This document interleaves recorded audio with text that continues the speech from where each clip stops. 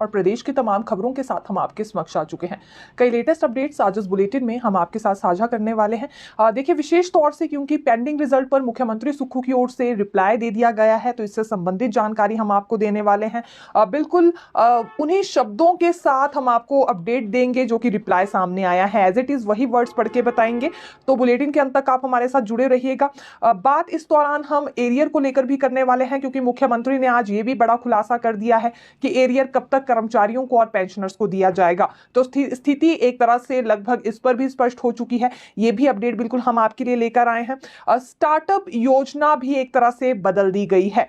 कैसे, ये अपडेट देंगे एसओपी, क्योंकि इस पर अधिसूचित हुई है, लेकिन साथ ही साथ 2 से 3 बड़े बदलाव किए गए हैं और बदलाव किस तरह के हैं ये जानकारी हम आपको देने वाले हैं। स्टार्टअप योजना वही है जिसमें कि इलेक्ट्रिक टैक्सियों का इस्तेमाल किया जाएगा और एक तरह से रोजगार बेरोजगार युवाओं को दिया जाएगा। इनकी जो टैक्सेस होंगी ये सरकारी महकमों के साथ अटैच होने वाली है। लेकिन प्रथम चरण में कितनी टैक्सेस लगने वाली है अब और कौन कौन इसमें आवेदन कर सकता है, ये अपडेट हम आपके लिए लेकर आए हैं। आउटसोर्स और रोजगार पर आज भी चर्चा हुई है, काफी ज्यादा हंगामा बरपा है। सरकार की ओर से इसमें क्या कुछ जवाब दिया गया है? जिन आउटसोर्स कर्मचारियों को बाहर का रास्ता दिखा दिया गया है, क्या दोबारा से इनकी नौकरियां बहाल होंगी? इस पर सरकार ने किस तरह से अपनी बात रखी है, ये अपडेट हम आपको देंगे। विपक्ष की ओर से कितना हंगामा इन्हीं 2 मसलों पर किया गया है आज, क्योंकि आखिरी दिन था विधानसभा शीतकालीन सत्र का, तो ये भी जानकारी हम आपको देने वाले हैं। शुरुआत मौसम से करना चाहेंगे, क्योंकि हिमाचल प्रदेश में मौसम ने करवट बदल ली है। कुछ एक क्षेत्रों में हल्की बर्फबारी दर्ज की गई है। कुल्लू और लाहौल स्पीति से जुड़ी ये जानकारी हम आपके लिए लेकर आए हैं। देखिए, रोहतांग दर्रा के साथ कुंजुम दर्रा सहित ऊंची चोटियों पर ताजा बर्फबारी हुई है, जिसके बाद पर्यटकों के चेहरे खिल गए हैं, क्योंकि इसी उम्मीद के साथ इस सीजन में पर्यटक पहुंचते हैं कि सफेद नजारा उन्हें हिमाचल प्रदेश का देखने के लिए मिले। और सुबह से लेकर इन कुछ एक क्षेत्रों में, जो कि जिला कुल्लू के और लाहौल स्पीति के क्षेत्र हैं, यहाँ पर बर्फबारी का सिलसिला जारी है। अब इसके बाद उम्मीदें बन गई हैं कि जल्दी ही शिमला और शिमला के साथ लगते क्षेत्रों में भी बर्फबारी होगी और यहां का रुख भी पर्यटक करेंगे। अब शीतकालीन सत्र पर आना चाहेंगे, क्योंकि आज 5वां दिन था और आखिरी दिन था, लेकिन आज भी भाजपा वहां नए अंदाज में नजर आई है। देखिए, अगर पिछले 4 दिनों पर गौर करें तो भाजपाइयों की ओर से प्रदर्शन किए गए। कभी ये दूध की बाल्टी लेकर पहुंच गए तो कभी गोबर की टोकरियां लेकर पहुंचे।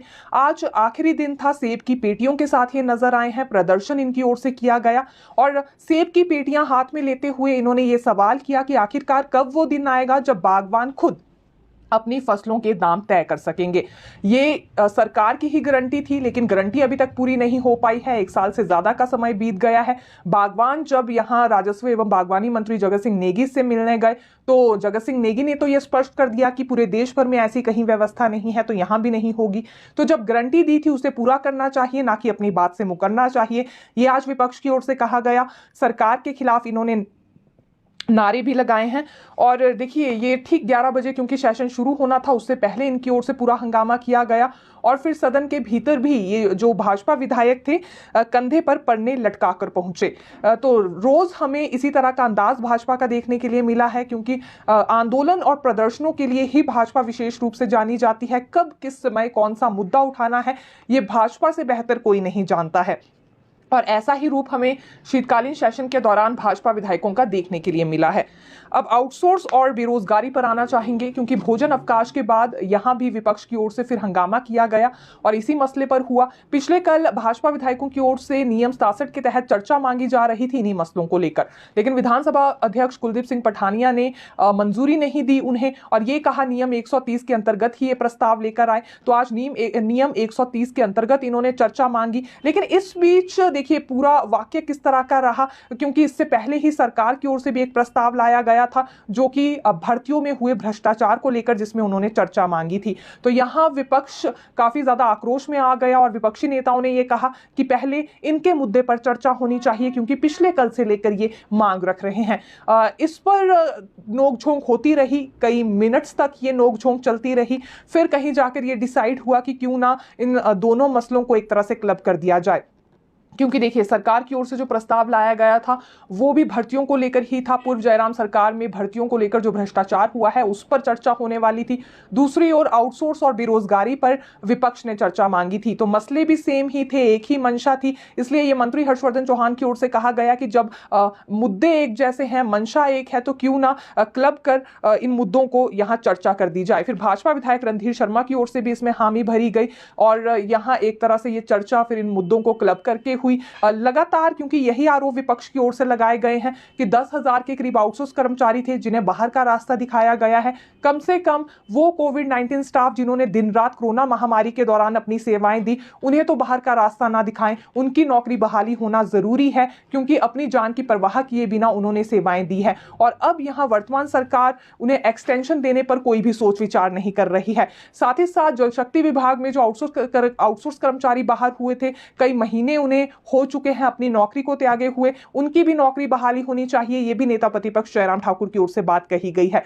बेरोजगारी को लेकर इन्होंने ये कहा कि पूर्व जयराम सरकार में जो भर्तियां हुई थी, कम से कम उसका रिजल्ट तो घोषित कर दिया जाए। नई भर्तियां तो हो ही नहीं रही हैं, लेकिन जो पुरानी भर्तियां हुई थी उसे पूरा करने का काम वर्तमान सरकार को करना चाहिए।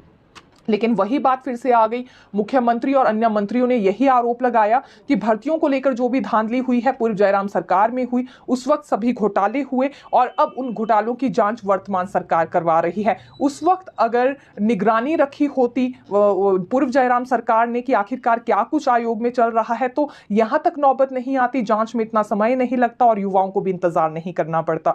तो तीखी नोकझोंक हमें इन मुद्दों को लेकर आज फिर देखने में मिली है। हालांकि वही बात है कि डेडलाइन फिर यहां मुख्यमंत्री की ओर से नहीं दी गई कि आखिरकार कितना समय यहां पर कुल मिलाकर लगने वाला है जांच के लिए और कब तक रिजल्ट घोषित कर दिए जाएंगे। इस सवाल का जवाब कोई नहीं दे रहा है। केवल एक दूसरे पर आरोप प्रत्यारोप लगाने का काम ही भाजपा कांग्रेस ने किया है पिछले कुछ महीनों में और वही आज भी हमें देखने के लिए मिला है।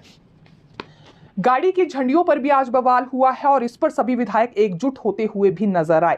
दरअसल ये कांग्रेस विधायकों की ओर से भी और भाजपा विधायकों की ओर से भी कहा गया कि प्रोटोकॉल में ये अधिकारियों से ऊपर है, लेकिन उसके बावजूद भी गाड़ियों में झंडी लगाने का मौका इन्हें नहीं दिया जा रहा है। जब यहां मुख्य सचिव की गाड़ी में झंडी लग सकती है, अन्य अधिकारियों की गाड़ी में झंडी लग सकती है, तो फिर इन्हें इसकी इजाजत क्यों नहीं दी जा रही है। मुख्यमंत्री सुक्खू ने कहा है कि सभी पहलुओं पर वो ध्यान देंगे और उसके बाद क्या निर्णय लिया जा सकता है, विधायकों को यह मंजूरी दी जा सकती है या नहीं, इस पर सोच विचार किया जाएगा। लेकिन कई तरह के सवाल आज विधायकों की ओर से इस मसले को लेकर उठाए गए हैं। देखिए यहां भाजपा विधायक त्रिलोक जम्वाल की ओर से यह कहा गया कि विधायकों की गाड़ियों का चालान किया जा रहा है बेवजह। अभी प्राकृतिक आपदा के समय एमएलए को जाना पड़ रहा था एक क्षेत्र से दूसरे क्षेत्र में, तो वहां एसएचओ लेवल के या फिर कांस्टेबल लेवल के पुलिसकर्मी भी पहुंच रहे थे और कागजात को लेकर गाड़ियों को रोक रहे थे, पूछताछ कर रहे थे और बेवजह चालान भी कर रहे थे। क्या यही औकात एमएलए की रह गई है? अधिकारियों से ऊपर जब इनका लेवल है तो ऐसे में इन्हें भी यहां मौका दिया जाना चाहिए गाड़ियों में झंडी लगाने का, ताकि बेवजह इन्हें पुलिस भी तंग ना करे, इनके चालान भी ना हो। और प्रभावित क्षेत्रों का दौरा करने जिस तरह से इन्हें जाना पड़ा, वैसे ही अक्सर इन्हें किसी भी क्षेत्र में पहुंचना पड़ता है जहां कोई घटना पेश आई होती है, तो काफी ज्यादा देरी इन्हें लग जाया करती है इस दौरान पहुंचने में। अब जल रक्षकों पर आना चाहेंगे। जल रक्षकों के लिए एक बड़ी राहत है। हालांकि राहत तो खैर पहले भी नहीं ये मिलने वाली थी, लेकिन कोई सोच विचार इस पर फिर सरकार की ओर से किया नहीं गया। ये एक ही मांग अपनी उठा रहे हैं कि कॉन्ट्रैक्ट पर आने की जो अवधि है उसे घटा दिया जाए, 12 वर्ष से घटाकर उसे 8 साल किया जाए। उप मुख्यमंत्री मुकेश अग्निहोत्री से आज ये मिले थे धर्मशाला में ही शीतकालीन सत्र के दौरान। तो उप मुख्यमंत्री ने इन्हें आश्वासन ये दिया है कि चलिए इसे घटाकर 8 वर्ष तो नहीं किया जा सकता है, लेकिन इतना जरूर है कि 10 साल इस अवधि को कम करके किया जा सकता है। अब ये फैसला कब तक लिया जाता है ये देखना होगा, क्योंकि बजट सेशन के दौरान भी यही आश्वासन इन्हें दिया गया था। फिर मॉनसून सेशन हुआ था, उसमें भी उप मुख्यमंत्री ने यही कहा था कि 12 साल की अवधि को घटाकर 10 साल कर दिया जाएगा, ताकि 10 साल में ही ये कॉन्ट्रैक्ट पर आ सके और नियमित हो सके। लेकिन अभी तक ऐसा कोई डिसीजन हुआ नहीं। अब जल्दी ये निर्णय इनके लिए ले लिया जाएगा, ये डेप्यूटी सीएम ने जरूर आज कहा है। एक और मांग इनकी ओर से की गई है कि जिन कर्मचारियों ने 12 वर्ष का समय अपना पूरा कर लिया है उनके लिए पोस्ट भी क्रिएट की जाए, क्योंकि वो भी अब इंतजार में बैठे हैं। एक लंबा समय इन्हें देखना पड़ता है, फिर कहीं जाकर ये कॉन्ट्रैक्ट पीरियड पर आते हैं। तो इतने ज्यादा लंबे समय के बाद कई वित्तीय लाभों से वंचित रह जाते हैं, कुछ की उम्र वैसे ही पूरी हो जाती है। ये बात इनकी ओर से आज रखी गई है। एसपीओ का मामला भी आज उठाया गया था और ये भाजपा विधायक हंसराज ठाकुर की ओर से उठाया गया था। दरअसल इनकी ओर से ये कहा गया कि यहाँ एसपीओस का मानदेय बढ़ाया जाना चाहिए और सीएम सुक्खू ने इस पर यह जवाब दिया है कि इस बारे में भारत सरकार को एक चिट्ठी पहले